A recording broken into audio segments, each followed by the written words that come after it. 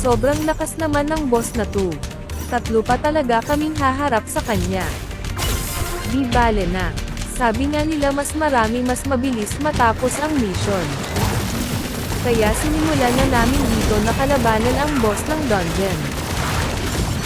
Medyo hirap talaga kami, dahil sobrang kunat niya at malakas din ang damage niya. Ganun pa man, binigay pa rin namin ang best namin para talunin ang boss.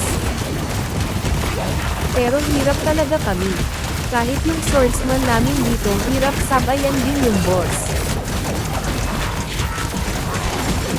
Pagkatapos gamitan ng skill yung isang kasama ko dito, ako naman yung sunod ng ginamitan ng skill niya.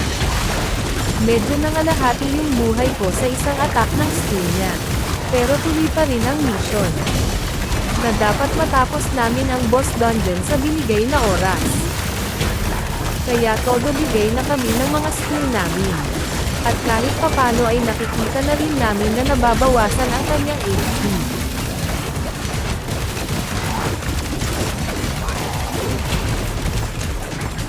Dahil sa patuloy na ginagawa namin sa dungeon boss, ay nagbunga ang aming paghihirap.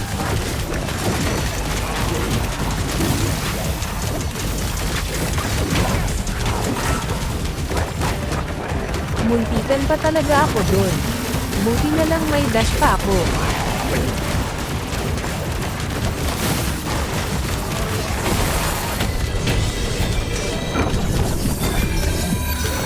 At natalo na rin namin sa wakas ang dungeon boss.